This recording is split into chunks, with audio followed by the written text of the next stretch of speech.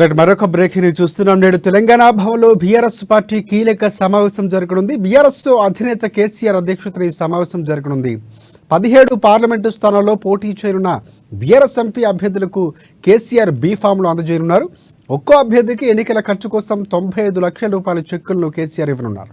అనంతరం పార్టీ నేతలతో సుదీర్ఘ సమీక్ష సమావేశం నిర్వహించున్నారాయన. చేవెళ్ల బీఆర్ఎస్ పార్టీ ఎంపీ స్థానానికి అభ్యర్థి కాసాని జ్ఞానేశ్వర్, మల్కాజ్గిరి అభ్యర్థిగా రాగిడి లక్ష్మారెడ్డి, సికింద్రాబాద్ అభ్యర్థిగా పద్మారావు గౌడ్, ఇక హైదరాబాద్ పార్లమెంటు నియోజకవర్గ అభ్యర్థిగా గడ్డం శ్రీనివాస్ యాదవ్ను ప్రకటించగా ఇప్పటికే ప్రచారంలో దూసుకు వెళ్తున్నారు. వీరికి ఇవాళ తెలంగాణ భవన్లో జరిగే పార్టీ సమావేశంలో బీఆర్ఎస్ పార్టీ అధినేత కేసీఆర్ బీ ఫామ్ను అందజేయనున్నారు. ఈ సమావేశంలో అధినేత కేసీఆర్ బస్సు యాత్ర రూట్ మ్యాప్ పై కూడా చర్చించి తుది నిర్ణయం తీసుకున్నారు.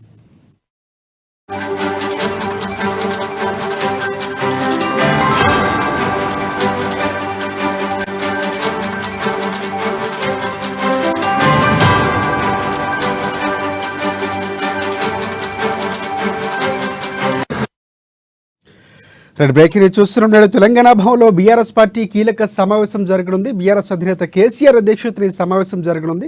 17 స్థానాల్లో పోటీ చేస్తున్నటువంటి బీఆర్ఎస్ ఎంపీ అభ్యర్థులకు కేసీఆర్ బీ ఫామ్లు కూడా అందజేయనున్నారు. దీనికి సంబంధించి పూర్తి అప్డేట్స్ అందించేందుకు హైదరాబాద్ బ్యూరో ప్రణయ్ వర్మ మనకి లైవ్లో సిద్ధంగా ఉన్నారు. ప్రణయ్, చెప్పండి, అంటే కేసీఆర్ ముందు నుంచి కూడా అభ్యర్థుల ప్రకటనకు సంబంధించి చాలా క్లియర్ కట్గా అనౌన్స్ చేస్తున్నటువంటి పరిస్థితి, అభ్యర్థులు కొరత ఉన్న అని విమర్శల నేపథ్యంలో కూడా ఆయన క్లియర్ కట్గా ముందుకు వెళ్తున్నటువంటి పరిస్థితి కనిపిస్తుంది. ఈరోజు ప్రధానంగా రూట్ మ్యాప్ కూడా దాదాపుగా ఖరారయ్యే అవకాశాలు కనిపిస్తున్నాయి. ఈరోజు పూర్తి షెడ్యూల్ ఎలా ఉండబోతుంది, ఎన్ని గంటలకు మీటింగ్ కాబోతుంది?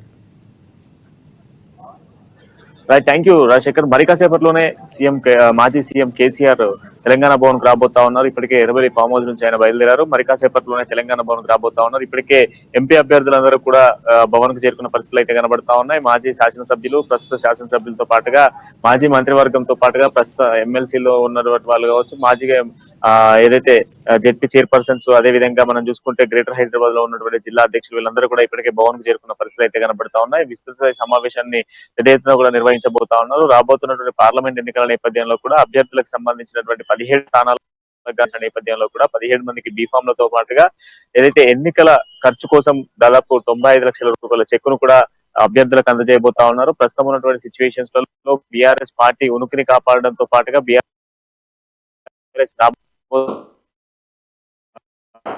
ఖచ్చితంగా బీఆర్ఎస్ గెలుపొందాలి అన్నటువంటి దిశగా కూడా ముందుకు యాక్షన్ ప్లాన్ తీస్తున్న సిచ్యువేషన్స్ కనబడతా ఉన్నాయి. ఇదే తరుణంలో కూడా మనకు చూస్తే కేసీఆర్ రాష్ట్ర వ్యాప్తంగా బస్ యాత్రకు సంబంధించినటువంటి రూట్ మ్యాప్ ను కూడా ఇదే వేదిక కూడా రివీల్ చేయబోతున్నట్టు కూడా తెలుస్తా ఉంది. మరి కాసేపట్లోనే మాజీ సీఎం కేసీఆర్ తెలంగాణ భవన్ కు రాబోతా ఉన్నారు. రాబోతున్న నేపథ్యంలో కూడా పూర్తి స్థాయి ఏర్పాట్లను కూడా సిద్ధం చేయడం జరిగింది. బీఫామ్ అందజేసిన అనంతరం కూడా 95 లక్షల రూపాయల చెక్కును అందజేస్తూ రూట్ మ్యాప్ ను కూడా ప్రకటించబోతా ఉన్నారు. ఇక ఆ తర్వాత మనం చూసుకున్నట్లయితే దిశానిర్దేశం కూడా చేయబోతా ఉన్నారు. రాబోతున్నటువంటి ఎన్నికల్లో ఖచ్చితంగా కూడా గెలుపు దిశగా కూడా ఏ విధంగా వ్యవహరించాలి, ప్రజలతో ఎలా మమేకం అవ్వాలి, ఏదైతే అర్బన్ ప్రాంతాలలో ఉన్నటువంటి రైతులకు సంబంధించినటువంటి వివరాలు కావచ్చు, ఏదైతే కాంగ్రెస్ ప్రభుత్వం ఇచ్చినటువంటి గతంలో అసెంబ్లీ ఎన్నికల నేపథ్యంలో కూడా ఇచ్చినటువంటి హామీలను నెరవేర్చలేదు, 6 గ్యారెంటీలు అంటూ కూడా ప్రజల్ని మభ్యపెట్టే ప్రయత్నం చేసింది. ఆ ప్రజల్ని మభ్యపెట్టి మోసం చేసి 120-130 రోజులు అవుతున్నప్పటికీ కూడా ప్రజలకు అన్యాయం చేస్తుంది. ఈ నేపథ్యంలో ప్రజలకు ఖచ్చితంగా కాంగ్రెస్ పార్టీ చేస్తున్నటువంటి వైఖరికి సంబంధించినటువంటి వివరణ ఇవ్వాలి అంటూ కూడా కేసీఆర్ దిశానిర్దేశం చేసేటువంటి అవకాశాలు కనబడతా ఉన్నాయి. దాంతో పాటుగా ప్రతి యాక్టివిటీని ప్రజల్లోకి చేరే విధంగా ప్రతి ఒక్క కార్యక్రమాన్ని తీసుకోవాలి. అంతేకాకుండా డోర్ టు డోర్ క్యాంపెయినింగ్ తో పాటుగా ప్రతి కార్యకర్త ఒక యజ్ఞంలా యుద్ధం చేసి అసెంబ్లీ ఎన్నికల్లో విఫలాన్ని ఇప్పుడు ఖచ్చితంగా కూడా పార్లమెంట్ ఎన్నికల్లో సాధించి చూపించాలి. ఖచ్చితంగా పార్లమెంట్ ఎన్నికల్లో తమదైన శైలిలో ఖచ్చితంగా కూడా విజయం సాధించాలి అన్నటువంటి యాంగిల్ లో కూడా దిశానిర్దేశం చేయబోతున్నట్టు తెలుస్తోంది. ఈ నేపథ్యంలో కూడా పెద్ద ఎత్తున కూడా ఈ సమావేశాన్ని క్రియాశీలకంగా తీసుకోబోతా ఉన్నారు. దాంతో పాటుగా రాష్ట్ర వ్యాప్తంగా బస్ యాత్రకు సంబంధించినటువంటి యాక్షన్ ప్లాన్ కూడా ఎక్కడి నుంచి మొదలు పెట్టబోతా ఉన్నారు, ఎక్కడ ఎండ్ చేయబోతా ఉన్నారు, ఎన్ని బహిరంగ సభలు పెట్టబోతా ఉన్నారు అన్న దానిపైన కూడా ఒక చర్చ అయితే కొనసాగేటువంటి అవకాశాలు కనబడతా ఉన్నాయి. రాజశేఖర్, ఎస్ ప్రణయ్, అంటే ఆఫ్టర్ మీటింగ్ అంటే పూర్తి స్థాయిలో రూట్ మ్యాప్కి సంబంధించి బీఫామ్ల అభ్యర్థులకి అందజేసిన తర్వాత సాయంత్రం ఒకవేళ ప్రెస్ మీట్ నిర్వహించే అవకాశం ఏమైనా కనిపిస్తుందా కేసీఆర్? ఎందుకంటే ముందు నుంచి కూడా కార్యకర్తలు చాలా వరకు కూడా కీలక నేతలు, ఈరోజు భేద సుభాష్ రెడ్డి నేతలు కూడా బీజేపీ పార్టీకి వెళ్ళిపోయారు. సో ఈ గందరగోళాలకు కూడా ఏమో డిస్కషన్ వచ్చే అవకాశం కనిపిస్తుందా? నేతలకు దిశానిర్దేశం చేసే అవకాశాలు కనిపిస్తుంది. ఎందుకంటే కేడర్ మనకు ఉంది, దాన్ని కాపాడుకోవాల్సిన అవసరం ఉందని కూడా పదే నేతలకు చెప్తున్నటువంటి పరిస్థితి. సో ఆ దిశగా ఈరోజు ఏమైనా చర్చకు వచ్చే అవకాశాలు కనిపిస్తున్నాయి, ప్రెస్ మీట్ నిర్వహణ కూడా ఉండే అవకాశం ఉందా? ఎస్, కొంత మేరకు అయితే ప్రెస్ మీట్ ఉండకపోవచ్చని భావించాలి. ప్రస్తుతం ఉన్న సిచ్యువేషన్స్ లో బీఫామ్లు ఇచ్చి ఆ తర్వాత చెక్లు పంపిణీ కార్యక్రమం తర్వాత ఇంటర్నల్ గా కార్యకర్తలతో మీటింగ్ అదంతా ఉంది కనుక ఈ నేపథ్యంలో అదేటప్పటికే సాయంత్రం అయ్యేటువంటి సమయాల్లో ప్రెస్ మీట్ బహుశా ఉండకపోవచ్చు. బట్ ఉండకపోయినప్పటికీ కూడా పూర్తిగా కూడా రాబోతున్నటువంటి ఎన్నికల నేపథ్యంలో ఇప్పటికే చాలా మంది పార్టీని వీడుతున్న నేతలను మనం చూసాము. గతంలో ఎంపీలుగా ఎమ్మెల్యేగా పార్టీలలో గెలిచినటువంటి వాళ్ళు కూడా పార్టీని వీడుతా ఉన్నారు. మాజీ ఎమ్మెల్యేలు కూడా పార్టీని వీడుతున్న సిచ్యువేషన్స్ కనబడుతూ ఉన్న నేపథ్యంలో కంప్లీట్లీ దానికి బేస్ చేసుకొని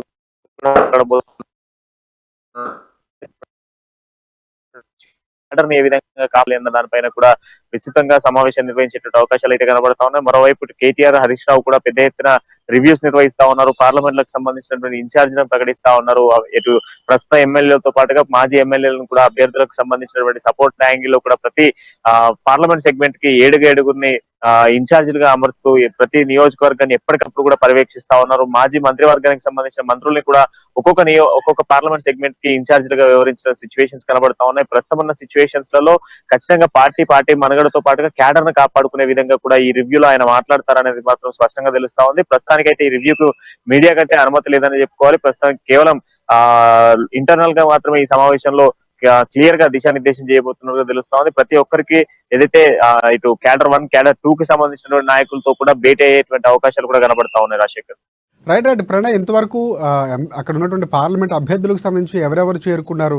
కేటీఆర్ ఏమైనా పాల్గొనే అవకాశాలు ఏమైనా కనిపిస్తున్నాయి? ఎందుకంటే పూర్తిగా కేటీఆర్ కూడా పూర్తిగా వర్కింగ్ ప్రెసిడెంట్గా పనిచేస్తున్నటువంటి పరిస్థితి. పల్లా రాజేశ్వర రెడ్డి లాంటి నేతలు కీలకంగా గతంలో వ్యవహరించారు. సో ఎవరెవరు ఇంతవరకు చేరుకున్నారు? ఏమైనా సమాచారం ఉందా మనకి? ఇప్పటికే సికింద్రాబాద్ అభ్యర్థి అయినటువంటి ఏదైతే పద్మారావు గౌడ్ కావచ్చు, అదేవిధంగా బండారు లక్ష్మారెడ్డి మల్కాజిగిరి ఎంపీ అభ్యర్థి, ఇటు కాసాని జ్ఞానేశ్వర్ చేవేళ్ల అభ్యర్థి ఇప్పటికే చేరుకున్నారు. గడ్డం ప్రసాద్ యాదవ్ కూడా ఇంత ముందుకే చేరుకున్న సిచ్యువేషన్స్ అయితే కనబడతా ఉన్నాయి. మనకు వరంగల్ నుంచి సంబంధించినటువంటి అభ్యర్థులు కావచ్చు, అదేవిధంగా కరీంనగర్ ఎంపీ వినోద్, మాజీ ఎంపీగా ఉన్నటువంటి ఎంపీ వినోద్ కుమార్ కూడా చేరుకున్నారు. కొప్పుల ఈశ్వర్ కూడా ఇప్పటికే చేరుకున్న సిచ్యువేషన్స్ అయితే కనబడతా ఉన్నాయి. మరికొందరు నేతలు కూడా కేసీఆర్ తో పాటుగా రాబోతున్నారు. మరికొద్ది సేపట్లోనే కేసీఆర్ కూడా తెలంగాణ భవన్ కు రాబోతున్న సిచ్యువేషన్స్ కనబడతా ఉన్నాయి. ఇక ఈ సమావేశంలో కేటీఆర్, హరీష్ రావు కూడా పాల్గొంటారు అనేది సమాచారం అయితే అంతా ఉంది. ఎందుకంటే ఇప్పుడు వాళ్ళిద్దరే రివ్యూస్ నిర్వహిస్తా ఉన్న నేపథ్యంలో ఇన్ఛార్జీలుగా వ్యవహరిస్తా ఉన్నారు కనుక పార్లమెంట్ సెగ్మెంట్లకు సంబంధించి సో ఖచ్చితంగా కూడా అందరితో ఈ ఒక సమావేశంలో భేటీ కాబోతున్నట్టుగా తెలుస్తా ఉంది. అందరూ కూడా ఒక యజ్ఞంలా ముందుకు వెళ్ళాలి. ఖచ్చితంగా కూడా రాబోతున్నటువంటి పార్లమెంట్ ఎన్నికల్లో ఖచ్చితంగా తమ ఉనికిని కాపాడుకునేందుకు ప్రజల్లో ఉండాలి. ఖచ్చితంగా కూడా కాంగ్రెస్ పార్టీ వైఫల్యాలను ప్రజలకు చేరవేయాలి. బీజేపీ రాష్ట్రానికి ఇస్తా అన్నటువంటి కోచ్ ఫ్యాక్టరీలు కావచ్చు, పసుపు బోర్డుకు సంబంధించిన విషయాలు కావచ్చు, వీటన్నిటికి సంబంధించి కూడా ప్రజలకు చేరవేయాలి. కేంద్ర ప్రభుత్వం అయినటువంటి బీజేపీ, రాష్ట్ర ప్రభుత్వం అయినటువంటి కాంగ్రెస్ చేస్తున్నటువంటి ప్రజల్ని మోసం చేస్తున్నటువంటి తీరును ప్రజల్లోకి తీసుకెళ్లాలి అన్నటువంటి దిశగా కూడా ఒక యాక్షన్ ప్లాన్ ని అభ్యర్థులతో పాటుగా ప్రతి కార్యకర్తకు చెప్పేటువంటి అవకాశాలు కనబడతా ఉన్నాయి. Shekhar, right. Thanks for updates Pranay.